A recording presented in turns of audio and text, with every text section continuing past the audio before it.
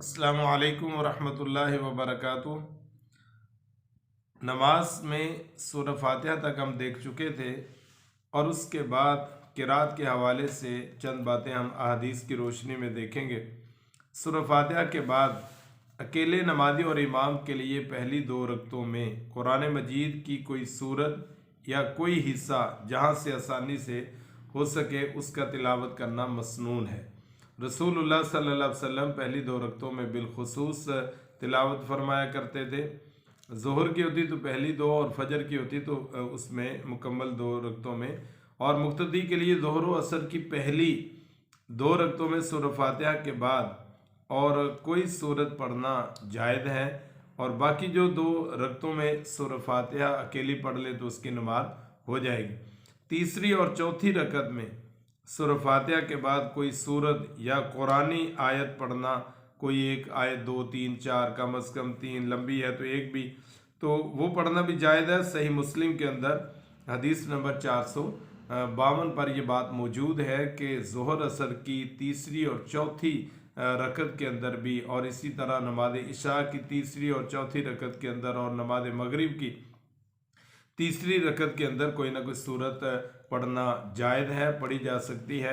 आप सल्लल्लाहु अलैहि वसल्लम ज़ोहर व असर की सिर्री क़िरात यानी आहिस्ता आवाज़ से जो है वो तिलावत फरमाया करते थे।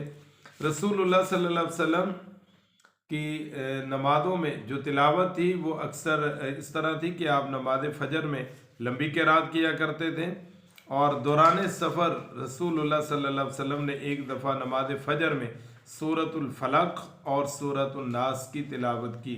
इससे ये पता चलता है कि रसूलुल्लाह सल्लल्लाहु अलैहि वसल्लम जो है वो किसी मजबूरी और सफ़र में और हंगामी सूरत में छोटी नमाज भी पढ़ा करते थे, यानी मुख्तसर। नबी सल्लल्लाहु अलैहि वसल्लम ने एक मरतबा नमाज फजर की दोनों रकतों में सूरतुल ज़िलज़ाल इज़ा ज़ुलज़िलतिल अर्ज़ु ज़िलज़ालहा इसकी तिलावत फरमाई। इससे ये अंदाज़ा होता है कि एक ही सूरत दोनों रकतों में भी पढ़ी जा सकती है। आपने फतह मक्का के मौका पर नमाज फजर में सूरतुल मोमिनून का कुछ हिस्सा तिलावत किया, और दरमियान में क़िरात करते हुए आपको खांसी आ गई, जिसकी वजह से वो खांसी की शिद्दत की वजह से आपने वहाँ पर क़िरात को रोका और रुकू में चले गए। इससे ये पता चलता है कि दौरान नमाज अगर इमाम के साथ कोई ऐसा हादसा हो जाए तो वह अपनी क़िरात को ख़त्म करके रुकू में चला जा सकता है। रसूलुल्लाह सल्लल्लाहु अलैहि वसल्लम नमाज फजर की जो सुन्नतें हैं, बहुत अहम सुन्नतें हैं, दुनिया व माफिया से बेहतर है। उसकी पहली रकत में सूरतुल काफिरून और दूसरी रकत में सूरतुल इखलास की तिलावत फरमाया करते थे। और इसी तरह नमाज फजर में सूरह काफ की तिलावत भी आता है। और इसी तरह रसूलुल्लाह सल्लल्लाहु अलैहि वसल्लम जुमा के दिन नमाज फजर की पहली रकत में अलिफ लाम मीम यानी सजदा सूरत उसकी तिलावत फरमाया करते, और दूसरी में हल अता अलल इंसानी हीन मिन दहर सूरतुल दहर की तिलावत फरमाया करते। ये मसनून है, हमें भी अपनी मसाजिद के अंदर इसका एहतमाम करना चाहिए। और इसी तरह नमाज जुमा में रसूलुल्लाह सल्लल्लाहु अलैहि वसल्लम पहली रकत में सूरतुल आला और दूसरी रकत में सूरतुल गाशिया, और ईदैन के मौका पर भी आपसे ये है कि आप, और अगर एक ही दिन में यानी जुमे के दिन ईद आती तो आप जुमे की नमाज के अंदर भी और ईद की नमाज के अंदर दोनों में पहली रकत में सूरतुल आला और दूसरी रकत में सूरतुल गाशिया की तिलावत फरमाया करते थे।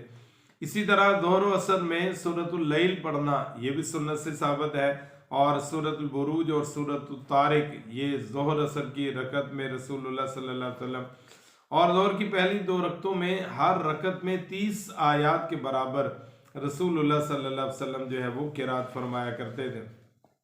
और इसी तरह मगरिब की नमाज में सूरत तूर पढ़ेगी, व तूर व किताब मस्तूर एक दरमियानी सूरत है, उसकी आप तिलावत फरमाया करते। इसी तरह सूरतुल मुरसलात वो भी नमाज मगरिब में आपसे पढ़ने से आता है, और नमाज इशा में सूरतुल तीन पढ़ने से भी, और सूरतुल दुहा और सूरतुल आला और सूरतुल इंशिकाक ये तमाम अहदीस जो हमने अभी सुनी है, इससे ये अंदाज़ा होता है कि रसूलुल्लाह सल्लल्लाहु अलैहि वसल्लम कभी नमाज को मुख्तसर करते, कभी लंबी नमाज पढ़ाते, और आइमा के लिए रसूलुल्लाह सल्लल्लाहु अलैहि वसल्लम का यही है कि अपने अपने माहौल को देखकर, नमाजियों की हालत को देखकर जो है, और उनकी मसरूफियात और उनके मामलात को देखकर इमाम को नमाज पढ़ानी चाहिए, इतनी लंबी ना हो कि नमाजी परेशान हो जाएं और इतनी मुख्तसर भी ना हो कि नमाज की रूह ही जो है वो ख़त्म हो जाए। और इसी तरह नमाज में सूरतों की तकदीम ताख़ीर आगे पीछे करना,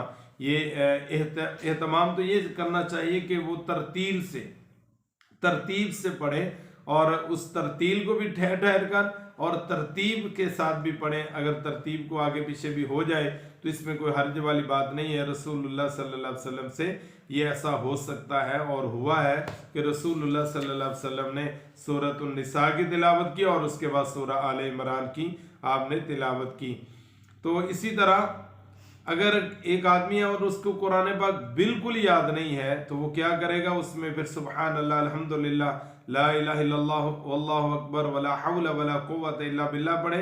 लेकिन उसको चाहिए कि वो कुरान की तिलावत सीखे, कुरान को समझे और कुछ ना कुछ इसका हिस्सा याद करे। हम सब को ये कोशिश करनी चाहिए कि कुरान का जितना हिस्सा हो सकता है हम उतना हिस्सा याद करें, ज़्यादा से ज़्यादा, और इसको बदल बदल कर पढ़े। सिर्फ कुल वला तक नहीं रहना चाहिए, कुल औज़ु बिरब्बिल फलक, कुल औज़ु बिरब्बिन नास, सारी ज़िंदगी इस पे नहीं गुजारनी चाहिए, बल्कि हमें कुरान की कुछ आयात और कुछ छोटी छोटी सूरतें और भी याद करनी चाहिए और उनको बदल बदल कर पढ़ना चाहिए। इससे जो है वो कुरान की तिलावत को बदल बदल कर और समझ कर पढ़ने से जो है वो नमाज में खुशू खुदू आता है। अल्लाह ताला मेरा और आपका हामी और नासिर हो। अस्सलामु अलैकुम रहमतुल्लाहि व बरकातुहू।